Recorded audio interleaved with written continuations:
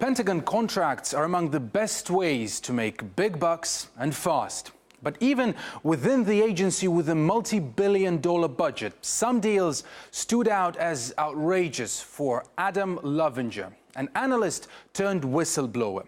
He reported them to his bosses and believes was punished for doing so by having his pay cut and security clearances revoked. There's a lot of players and entities in this story, so try to bear with me here. Adam Lovinger worked for the Office of Net Assessment, a small but evidently important department at the Pentagon.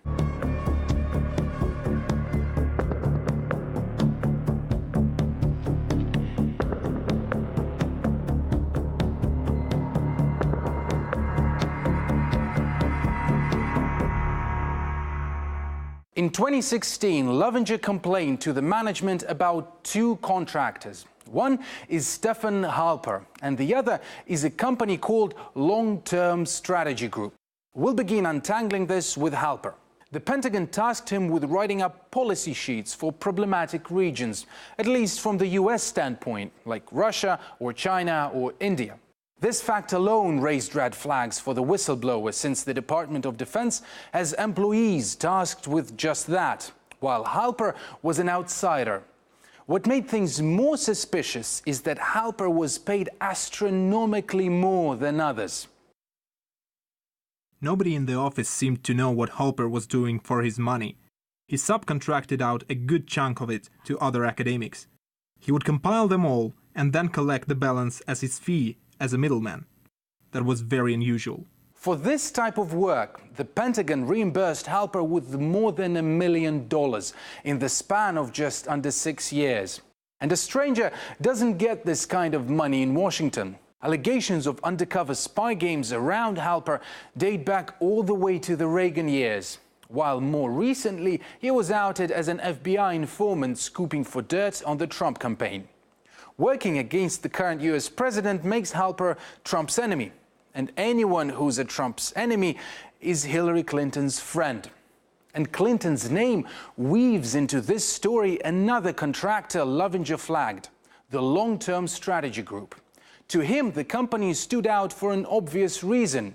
See, the head of this group and Hillary Clinton's daughter, Chelsea, are besties. Jackie and I are still best friends. She was in my wedding and I was in hers.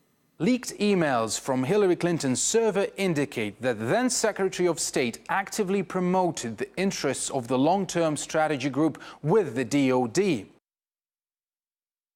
Dear Secretary Clinton, thank you again for all your encouragement and help with DoD. We had a productive discussion about Iran and developments in maritime Asia. We also discussed contract vehicles and mapped out what we need to do so that we can go to work. Lovinger wanted his bosses not only to look into the likely conflict of interest there, but he also questioned the quality of the job done.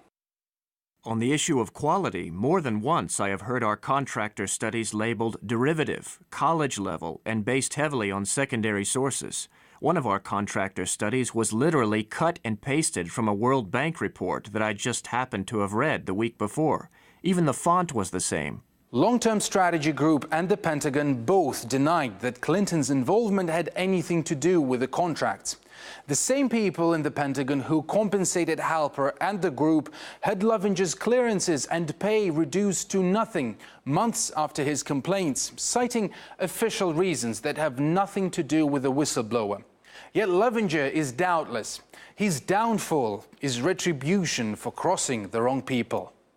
We have to think about what actually happens to whistleblowers in the US, because they've had a really rough time, those coming out of the intelligence agencies, over the last decade.